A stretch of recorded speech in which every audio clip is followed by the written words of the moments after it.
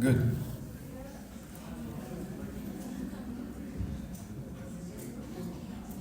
Congratulations, guys. Today is the last lecture this semester.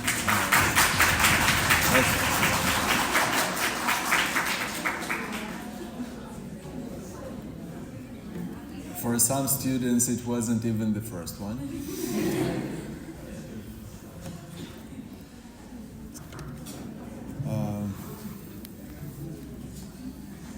Or it will not be.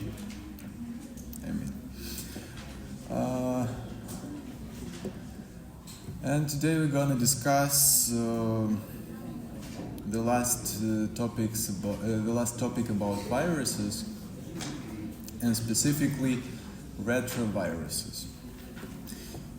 To make small introduction in retroviruses,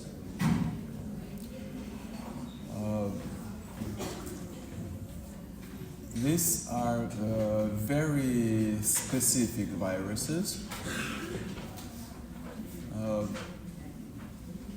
and their feature is encrypted in their name, in their title, retroviruses. So actually it is because of their abilities to make reverse transcription of their genetical material. When retroviruses were discovered, it was something extremely exciting in virology. But for now, almost everybody knows, even maybe not from medicine, even without medical background, a lot of people do know what is retrovirus, and one of the mostly known representatives of retroviruses, of course, is HIV virus. The second one, a little bit less common but still very important, is HTLV virus, human T-cell lymphotrophic virus.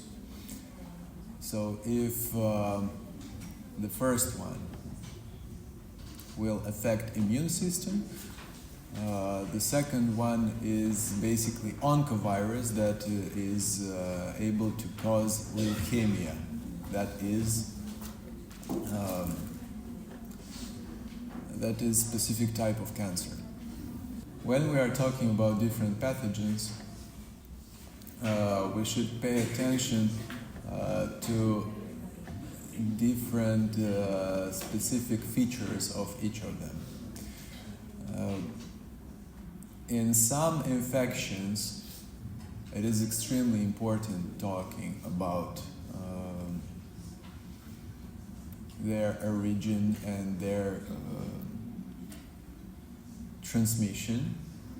In some of them, it is very important to discuss about prevention. In some of them, it is important to discuss about treatment. In some of them, it is important to discuss about symptoms, because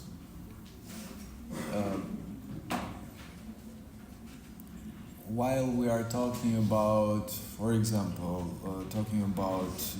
respiratory tract infections or airborne infections, we should understand that it is almost impossible to avoid infection with such pathogens. This is why that many times in our life, every year we get infected with airborne infections. So as long as it is almost impossible to not get infected with such infections, it is extremely important to talk about spreading, to talk about prevention,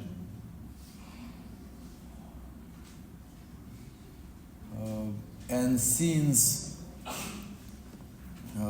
they are not that aggressive, maybe treatment is not As important subject, meanwhile, it is very dangerous to not treat such infections because they increase general mortality of our population. But fortunately, in nature, we have a kind of balance. So, if the infection is extremely contagious, in most of cases, it will not be that aggressive as nosological form. But if it is extremely aggressive, or if it has a high rate of mortality, usually such infections are not that easy to get infected with. And now you can compare very simply, talking about the same acute respiratory viral infections. These infections we have every year, and let's talk about rabies that has 100% mortality. As long as symptoms already started. Or talking about Ebola, that has mortality, as well as I remember, about 80 up to 90%. Or HIV that we're gonna discuss now, that doesn't have 100% efficient treatment. Doesn't mean we don't treat it. We do, but we know that it is untreatable, and of course you can live with that. You can get treatment, supportive care, but it doesn't have complete healing. So, talking about different infections, it is important to pay attention to the key points of these infections. Well, very often viral infections are treated just symptomatically, just as you can remember. In most of cases, viral infections are treated symptomatically, and we pay huge attention to prevention of superinfection in viral infections. Why? Because as long as our immunity is decreased, there is extremely high chance to get infected with some conditionally pathogenic infections or any other pathogen. And as long as we live, we all the time have these pathogens around us and on our surfaces. And HIV is not an exception. One more important thing you should keep in mind about HIV virus: you shouldn't misuse it with AIDS. So please keep in mind that HIV and AIDS not every time is the same thing. While we are talking about the fact someone is HIV positive, that means infected with HIV virus, with human immunodeficiency virus,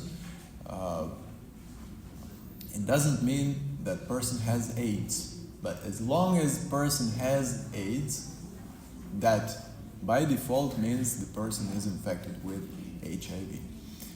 So AIDS is a step, is the last point of HIV infection. So HIV is infection, not disease. AIDS is a syndrome.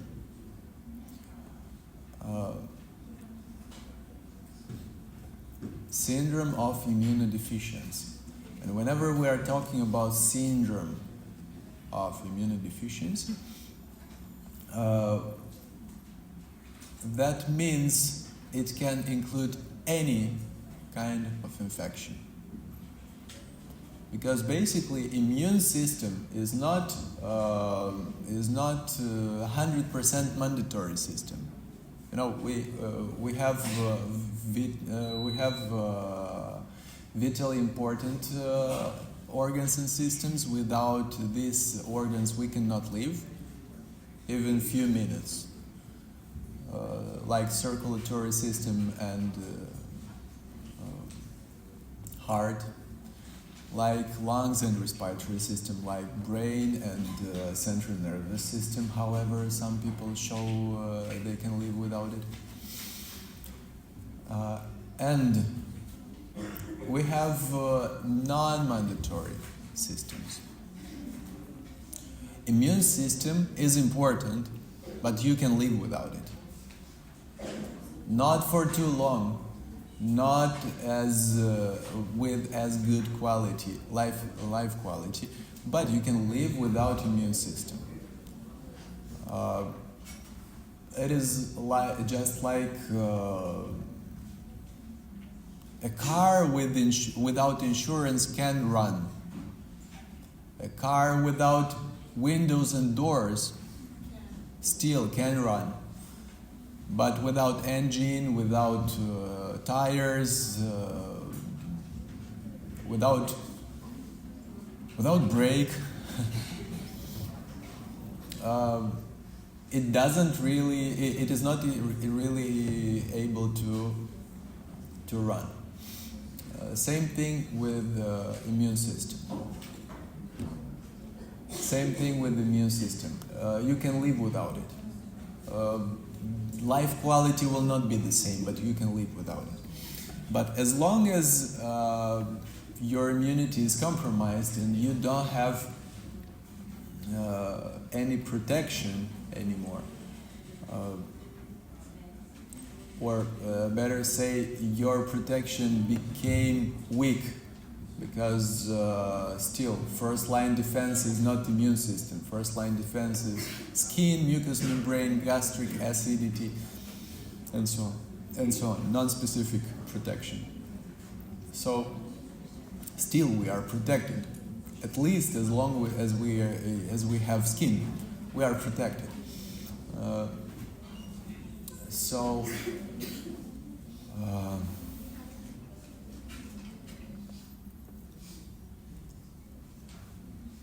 The positive part about HIV is it doesn't spread too easy.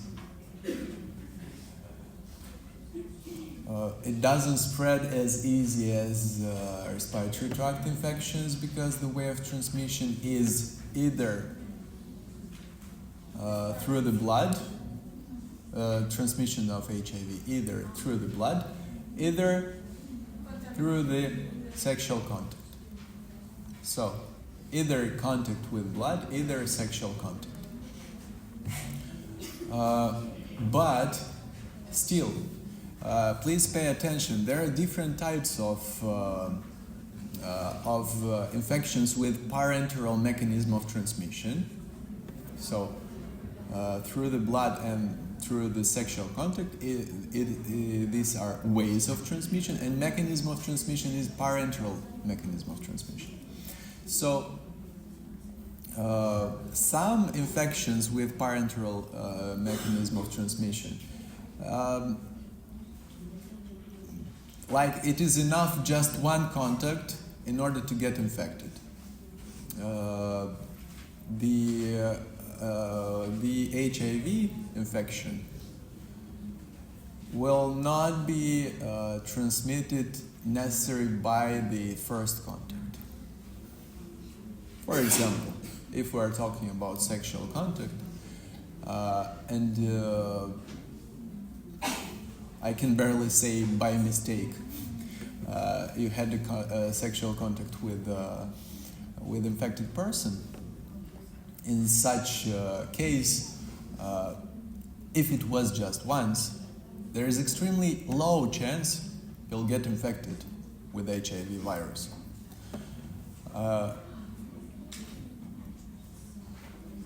So nature gives you a chance to think twice what you are doing. It is very important. Moreover, HIV is transmitted not just by sexual contact, also through the blood. So usually these are either people with multiple sexual partners, either people who are administrating drugs intravenously by injection, by using same needles in common. So frankly, I don't understand how it's still possible. Probably just because of living in good conditions. Because still in our on the earth we still have places where people still don't know about single-use stuff, like single-use syringes, needles, and so on.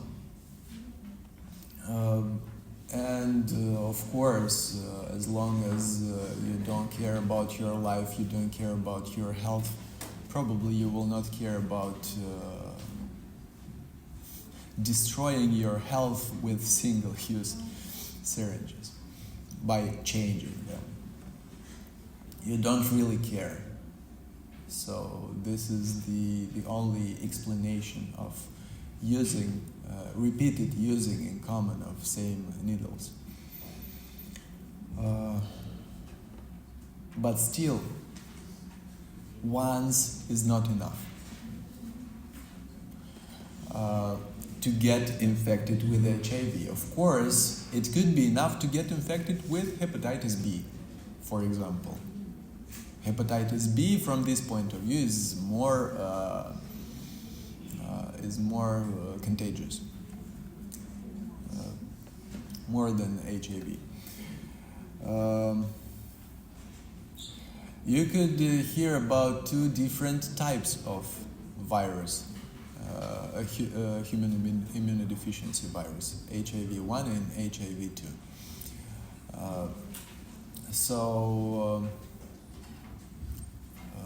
The difference, one of the biggest difference between HIV1 and 2 is that HIV1 is more aggressive. It hides better from immune system. It reproduces faster. It shows higher protection, higher resistance to the immune system. It is not detected as fast as HIV2.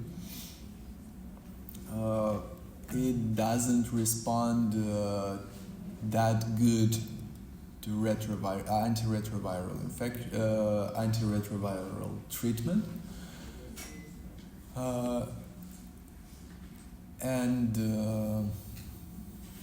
Of course, people with HIV1 with antiretroviral treatment or without it will faster come to the next stage, that is AIDS. Talking about HIV2, it has more favorable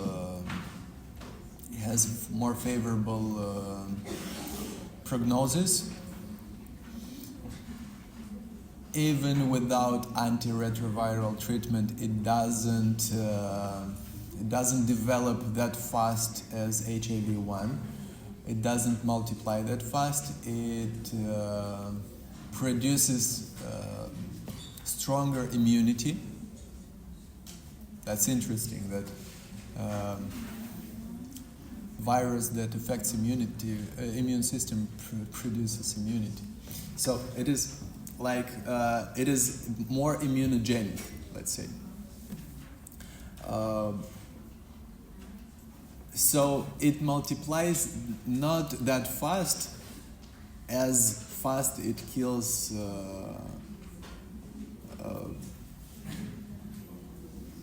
T cells. This is why T cells will succeed to produce antibodies against HIV-2. So the dynamic will be a little bit more positive, or a little bit more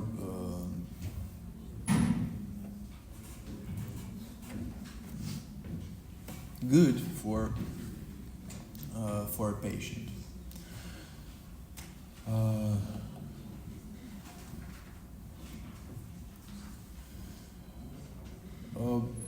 Every person who is infected with HIV should understand its responsibility, because all of us were not cut it out from the society and from the social life. All of us do contact to each other. All of us do receive medical care. This is why it is extremely important to show responsibility and to do our best, first, to not get infected. Second, if we finally get infected, to be aware about that. And how can we be aware about the fact we are infected? Simply by periodical checkups. It is not mandatory to work in healthcare system or to work in any place that supposes periodical checkups. That's enough just to care about yourselves, to make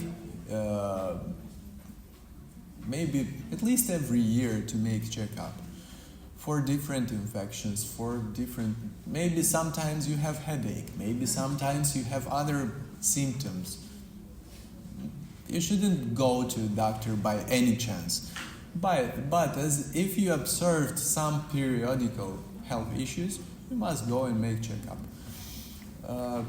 It is a normal habit that should be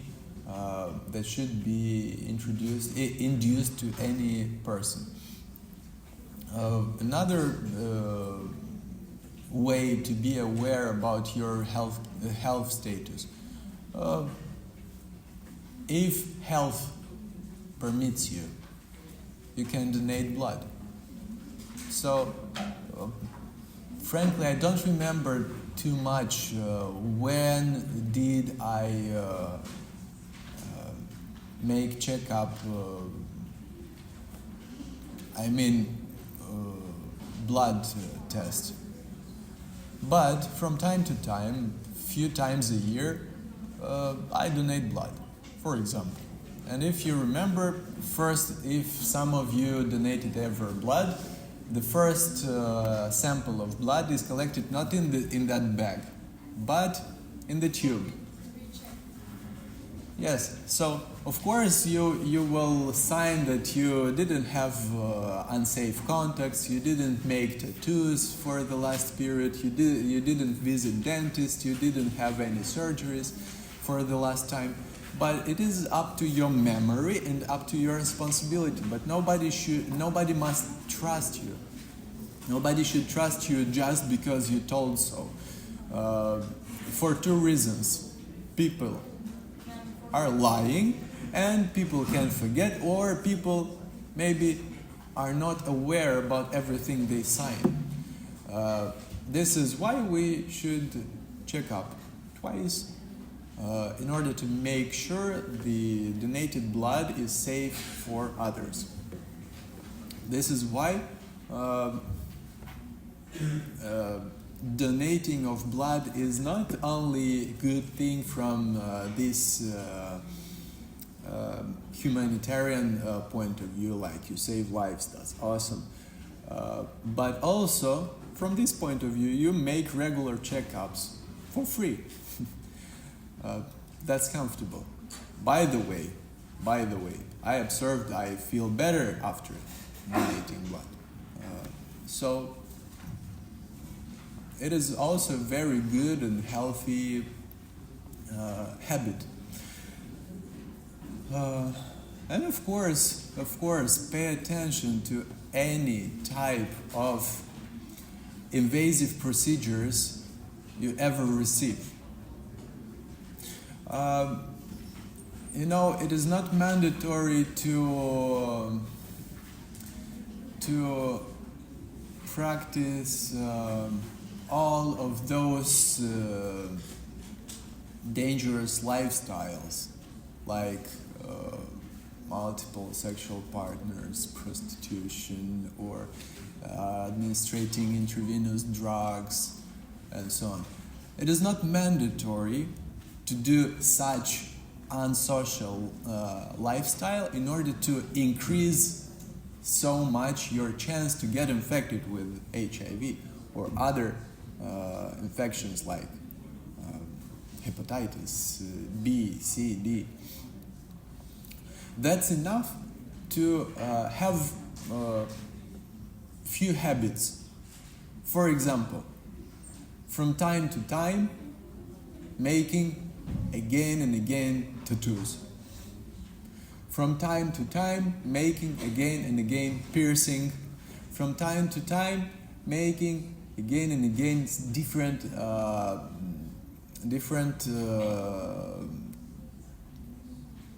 procedures, cosmetology procedures that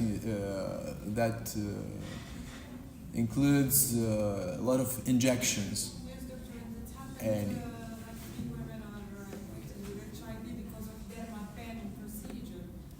yes, so any form you should think about it.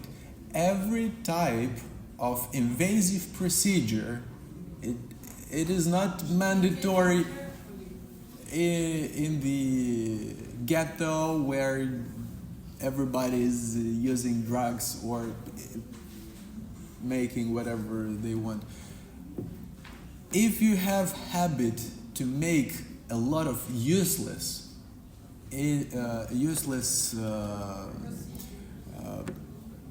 invasive procedures, that means penetration deeper than under the skin, it is very dangerous.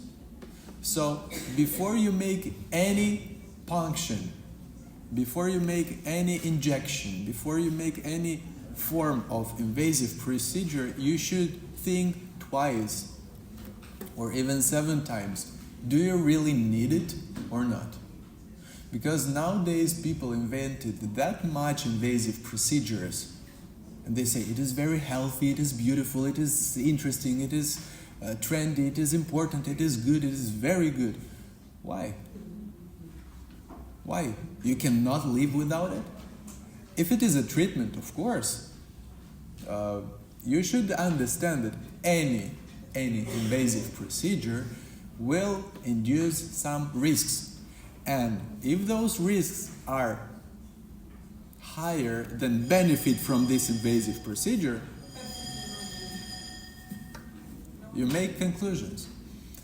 If the benefit from that procedure is higher than the risk, of course, if I need to make a surgery, of course, if this surgery is life important or health important, of course I'm gonna do it. If I need to make an injection that produces some benefits to my health, of course, but when just because I don't like my wrinkles, why? They're yours. Use them, enjoy them.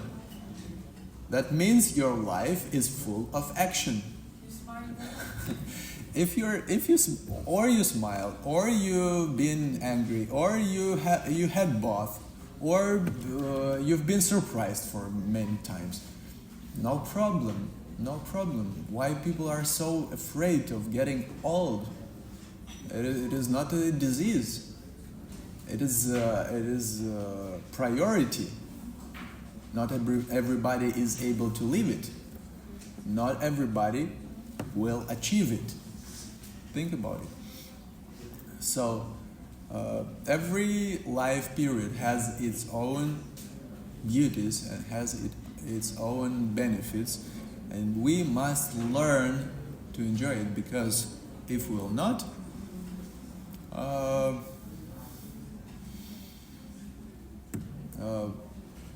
Life loses its you know, a friend of mine told me,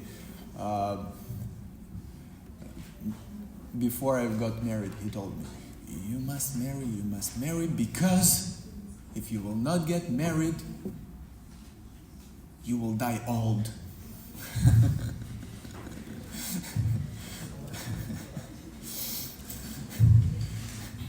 And if I'm not, I'm dying young, or what?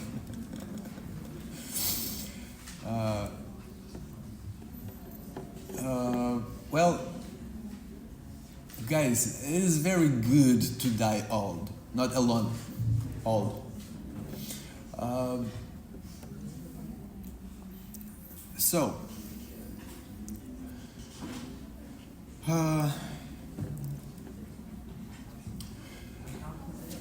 It is very important to pay attention to your health, and if by chance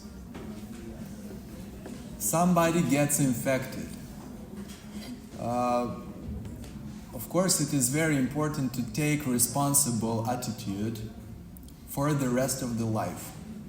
Because if the attitude will be responsible, that person can increase the life quality, can decrease a lot of risks and a lot of health issues, and you still can live with it. You still can live with HIV. But as long as the attitude is positive and is constructive, you still can be a useful member of society. But it is very important to take it responsibly and to make sure nobody will have to suffer just as you have to suffer. It is very important to care not just about yourselves, but also about others. Of course, I understand that it is a big trauma to realize you have untreatable disease. But hey, a lot of people are living without it. You are not the only one in this life and on this earth. You are not the only one. So as long as you understand that you are not the only one on this earth, your life will become better. People who are not able to realize that around them are still living some people, they're selfish and they make miserable their own life and life of others. So it is important to make sure you will not become a burden for others. You must be sure you will not infect others. That means it is extremely important to announce. Of course, you shouldn't go with a bell. You know, in thousands years ago, people with leprosy should wear bells with them. First of all, they should live outside of towns and cities. And second, they should have bells, and as soon as anybody approached them, they should start ringing bells and announcing everybody out loud, unclean, unclean. So you shouldn't approach. Can you imagine it? And unfortunately, even today, in some cases, you must announce. Please keep distance. I don't want to infect you. Because I do care not just about myself. So if there is a chance I will infect anyone just by close approach, I will keep distance. I will announce, please, unclean, or at least wear the mask. At least, but better isolate yourself. Fortunately, in case of HIV, you shouldn't announce everyone on any corner that you are infected. Good news.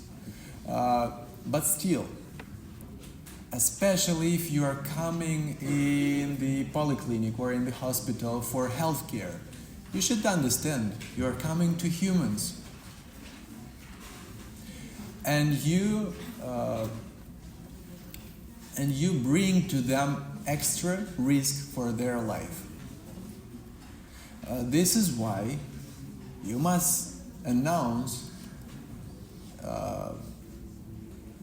those who are providing you with healthcare that you brought them an extra risk of infection with HIV. So you announce, please pay attention, please take all the precautions because I have this infection.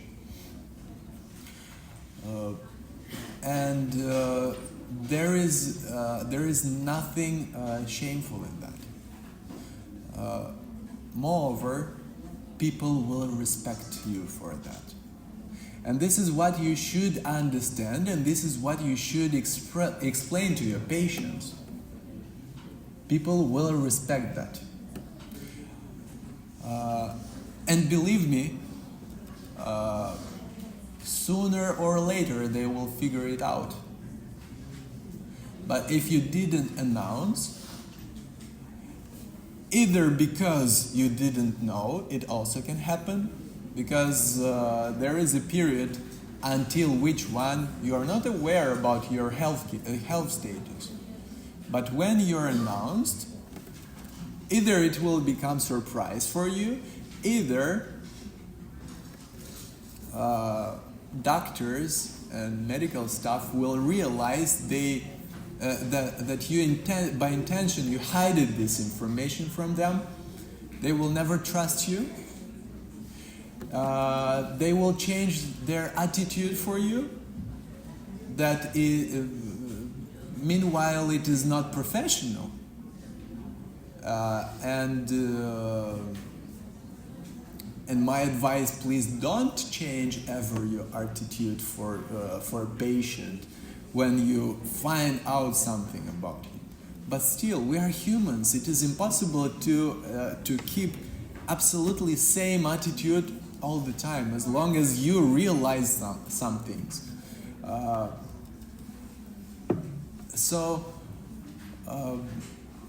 Actually, the attitude of doctor to your situation depends mostly on your behavior.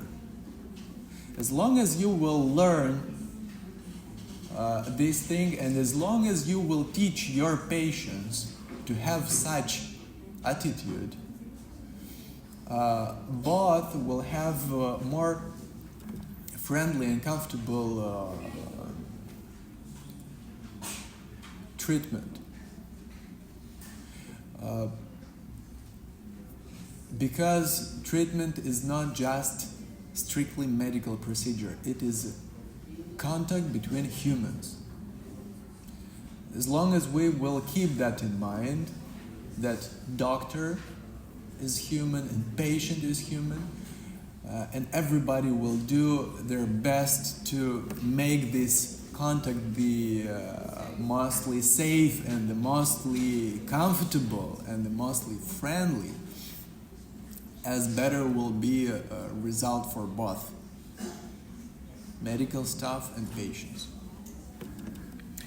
But still, we should understand that for some reasons, not everyone will announce us.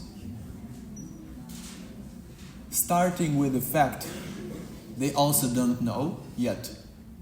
And you will be that one who will announce them. I bet you never want to do it. But one day you will have to announce your patient about such condition. Either HIV, either cancer, either anything. One day you will have to announce your patient about such condition. You must be ready for that. And another reason, people simply don't want to announce you.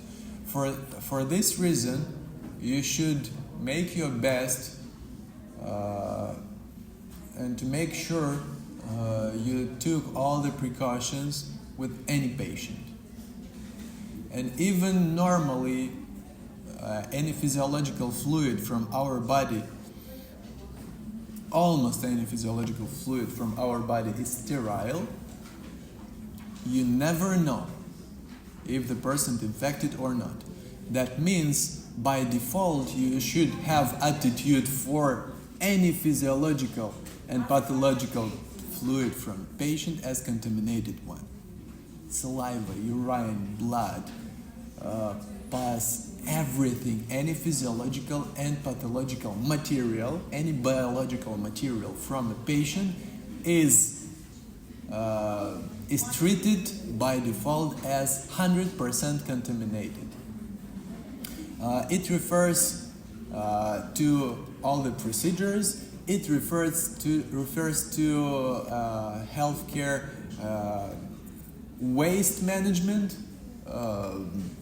Where do you throw your cap after drinking coffee, and where do you draw the blood or tampons with pus or needles and other stuff that had contact with patient. This is extremely important to make that waste management as much efficient as possible in the hospital you're gonna work in.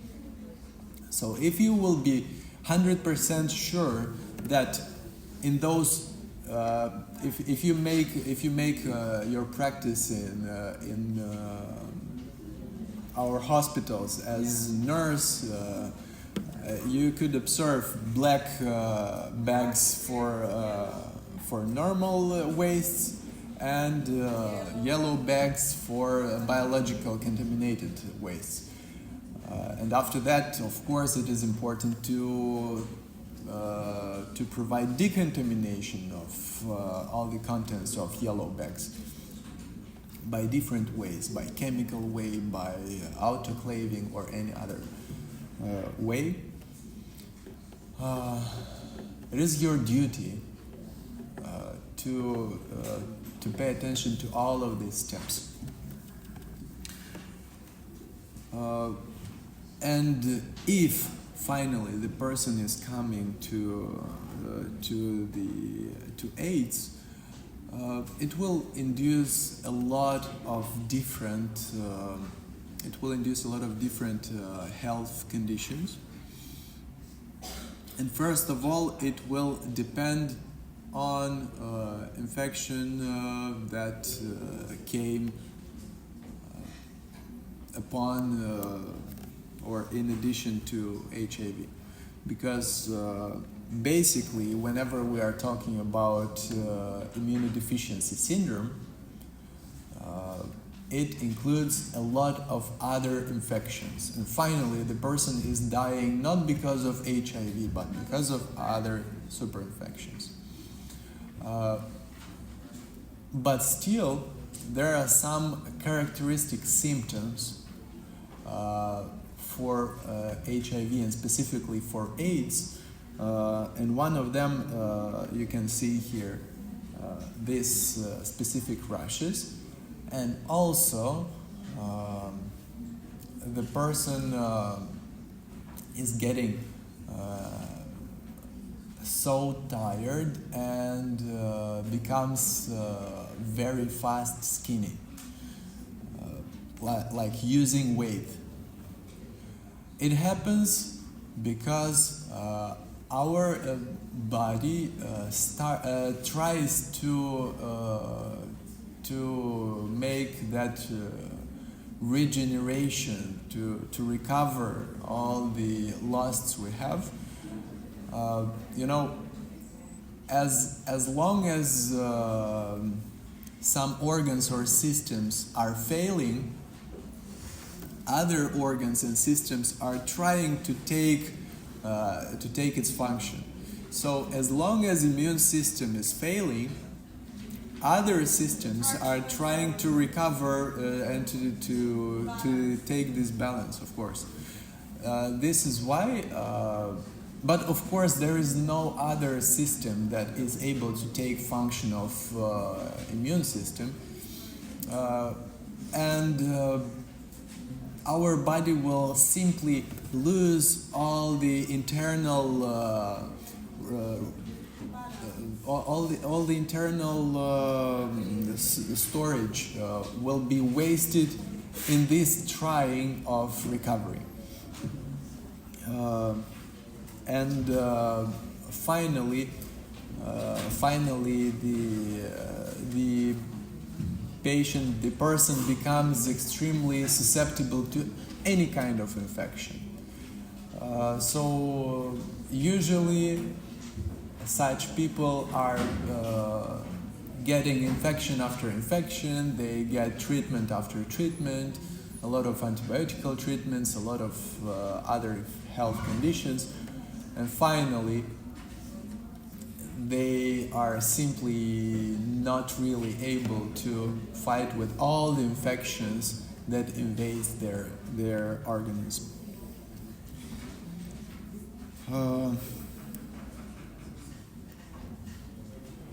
As well as we discussed, it is you cannot heal it completely, but you can apply supportive care, and if in other viral infections, supportive care mostly includes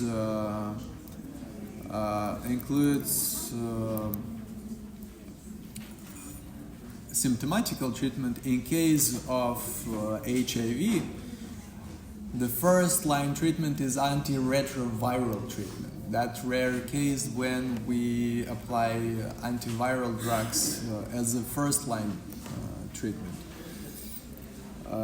In order to support immune system on the corresponding level, as long as we don't have AIDS. So as long as it is just the HIV positive person, antiretroviral treatment is extremely important. And of course, monitoring of the health status is also important. And one of the mostly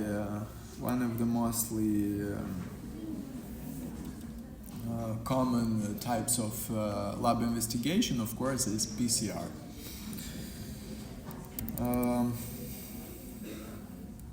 Prevention, I guess you understand that responsible lifestyle is extremely important. Avoiding useless invasive procedure, extremely important. Avoiding sexual contact with multiple partners without any sense is extremely important. This is why having the only one lifelong partner for the entire life is the best option for prevention for any type of sexual transmitted infection. There is no way to get any STI if both of you have one lifelong partner. It is extremely important to know. And another part is of retroviruses. Another side of retroviruses are oncoviruses.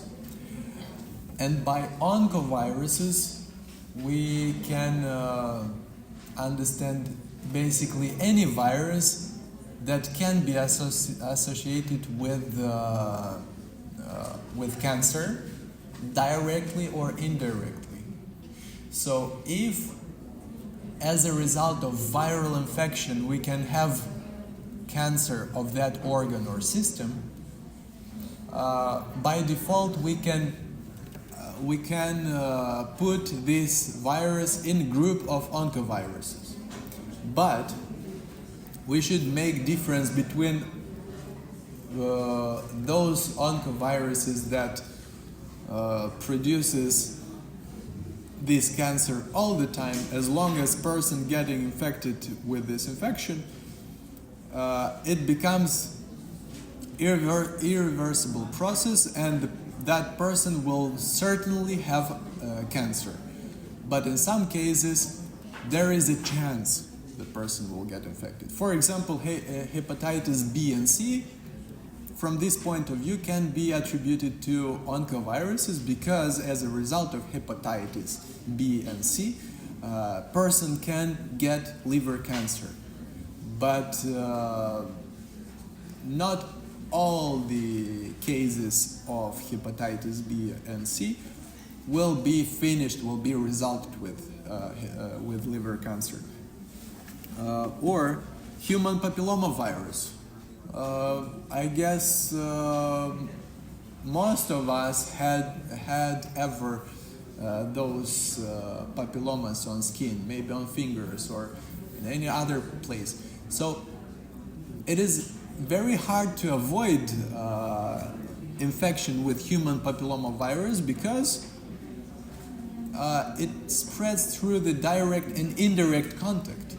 So a lot of people are contaminated with human papillomavirus, but if we are talking about spreading of human papillomavirus through the sexual contact that affects specifically genitalia and that affects specifically women's health, it can cause in a lot of cases, but not in all the cases, it can cause cervical cancer. That is extremely important. This is why as long as you have opportunity to get vaccinated, especially talking about girls, get vaccinating against human papillomavirus is a good prevention of cervical cancer. So please don't misuse vaccination against oncovirus and vaccine against cancer. Vaccine against cancer doesn't exist. Meanwhile, in society, you will hear about vaccine against cancer. You should understand vaccine against cancer doesn't exist, and it is impossible to produce something like that simply because cancer is my own cell. The cell that produces cancer is proper cell of the body that cannot be you cannot get infected with cancer. It is just that cell that wasn't detected by my immune system and wasn't destroyed on time by T killers. T killers are responsible on prevention of oncogenesis in our body.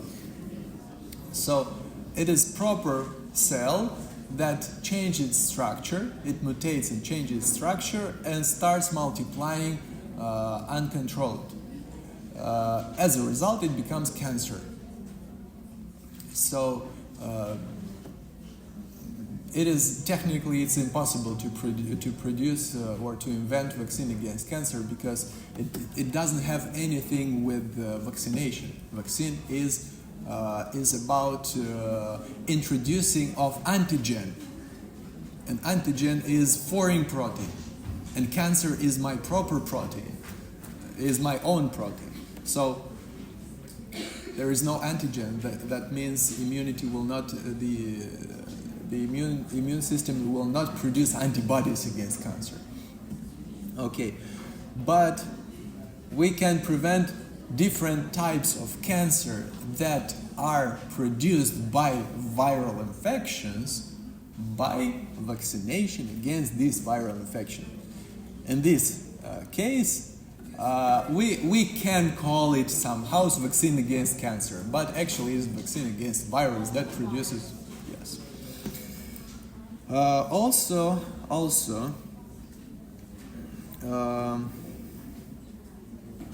Epstein-Barr virus also can be associated with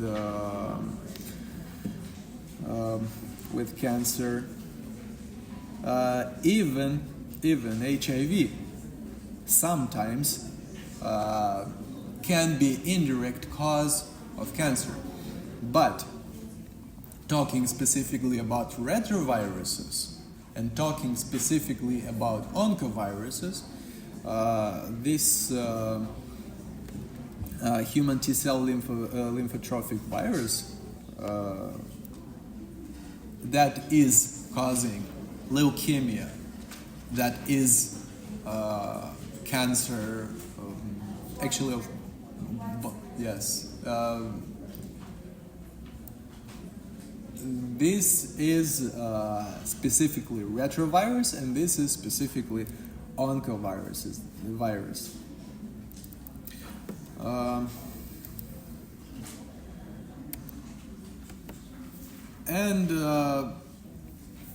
We have more types. The mostly spreaded ones are HTLV1 and HTLV2. So the first one is will mostly often produce leukemia in adults, and basically in most of cases,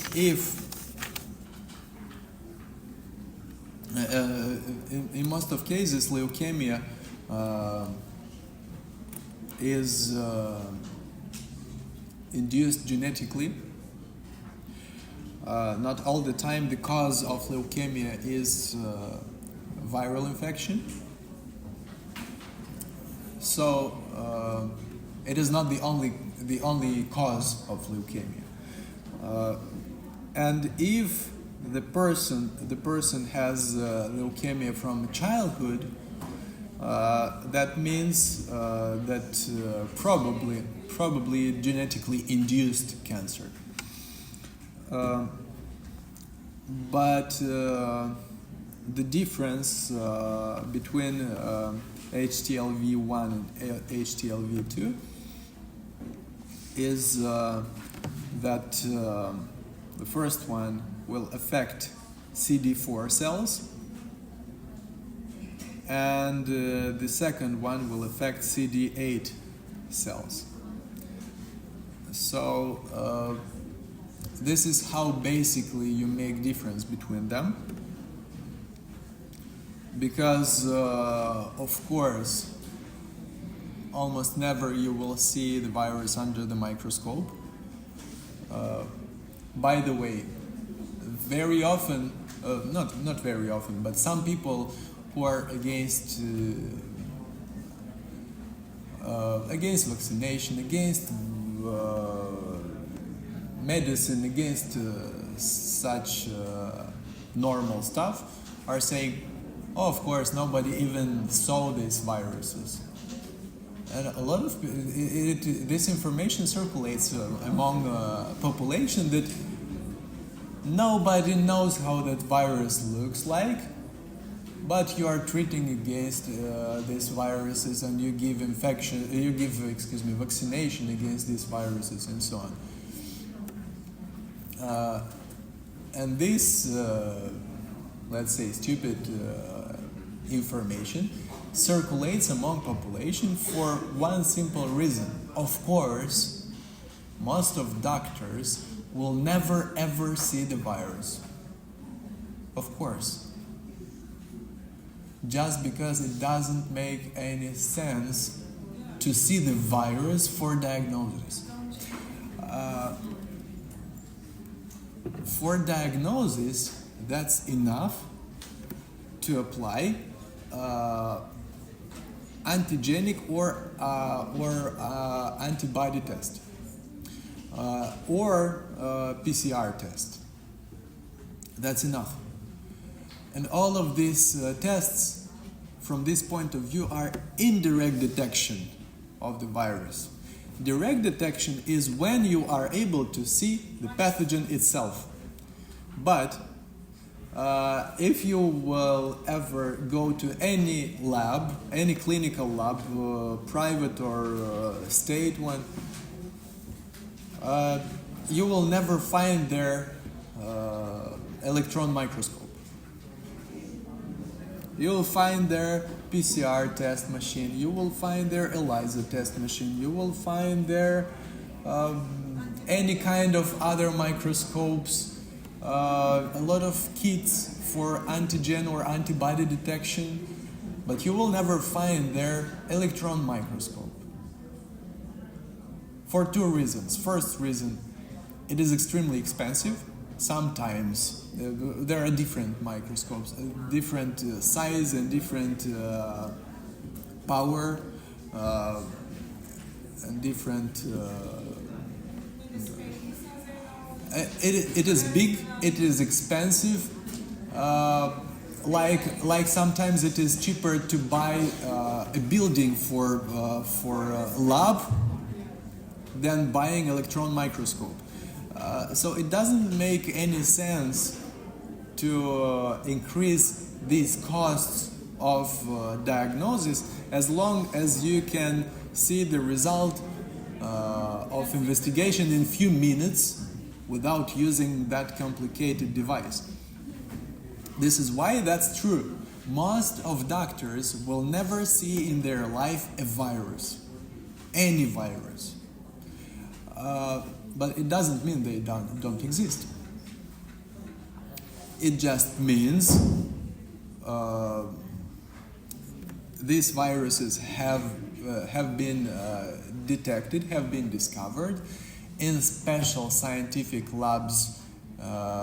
You can find them, you can see them under the electron microscope. But basically, we will apply techniques of indirect detection.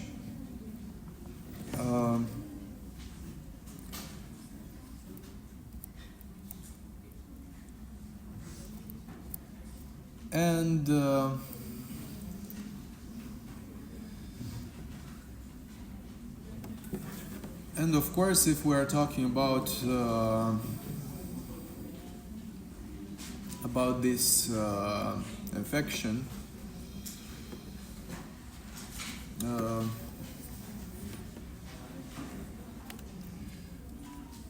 again,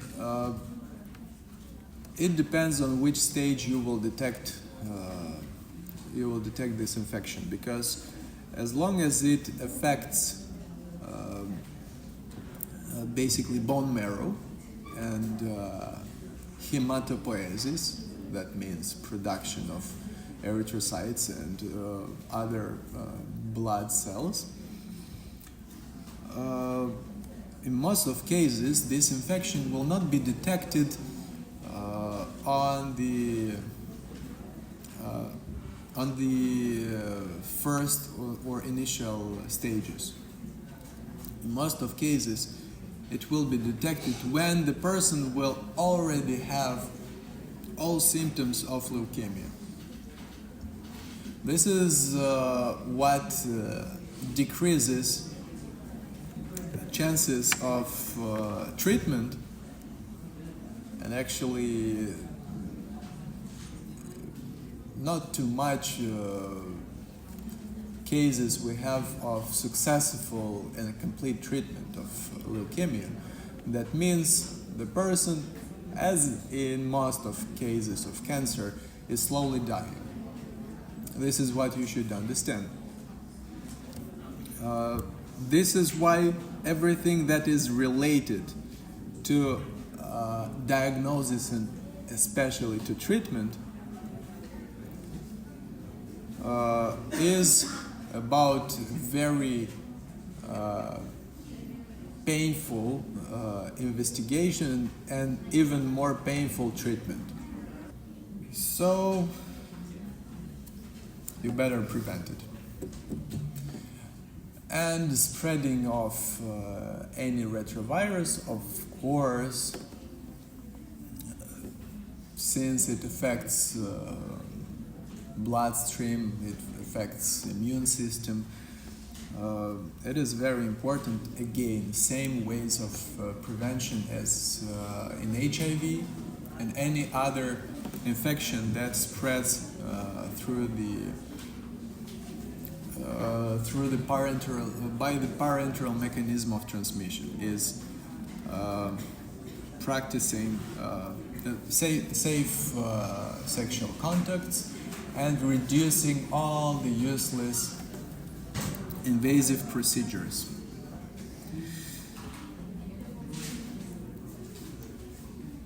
That's it for this semester. Congratulations for your patience and for everything you did. Thank you.